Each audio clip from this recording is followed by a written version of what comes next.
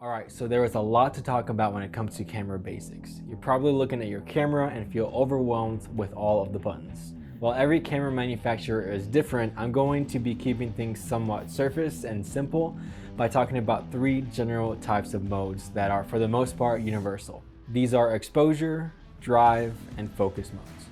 I'll break down the different types, what they do, and where you might use them. Study your camera to know where to find them and how to switch in between each mode.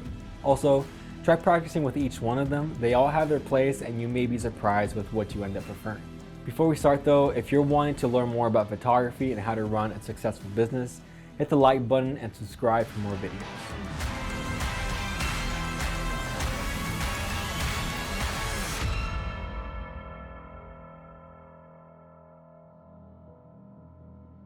Let's start with exposure modes. These are all different ways you can adjust exposure in your camera. Your camera has what's called the light meter, which reads the amount of light coming through your lens. It uses a light meter to make calculated decisions to automate ISO, aperture, and shutter speed. Shutter priority. This locks in the shutter speed and automatically changes your aperture and ISO. This is a good mode to use if you're shooting fast-moving subjects like a Formula 1 race or a basketball game where you want to freeze in motion. Once your shutter is set, your camera will prioritize that setting.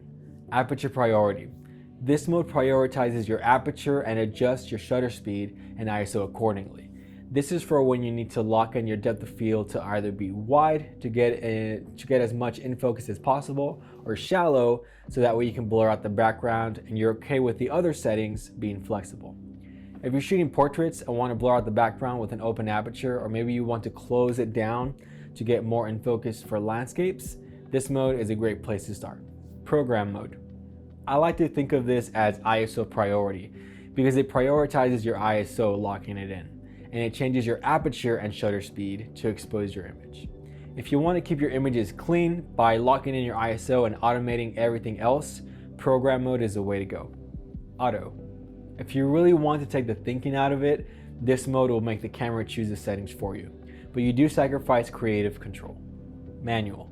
This is my favorite since I like to have complete control over exposure. I also like it because I get to break the rules of exposure to create mood or drama.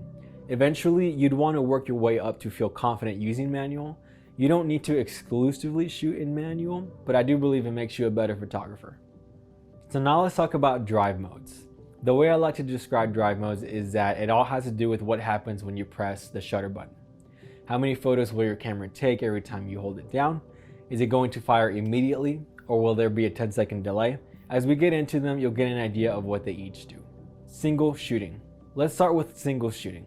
This is the most basic drive mode that you're probably most familiar with because it works great for photos that are static. When you press the shutter button, your shutter will only fire one time, similar to your phone camera's default drive mode. If you're wanting to get multiple photos of the same action, you'll need to go into what I call semi-automatic mode and spam the shutter button.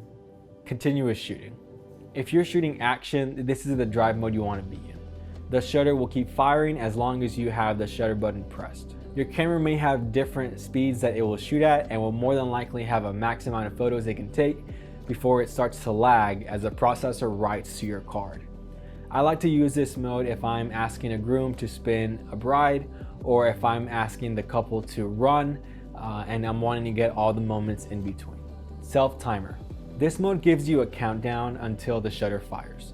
This is useful if you want to take self-portraits or if you're taking long exposures and want to keep the camera from moving. You can press the shutter, walk away, and use a countdown to give the camera enough time for all those micro movements to stop. So now let's talk about focus modes.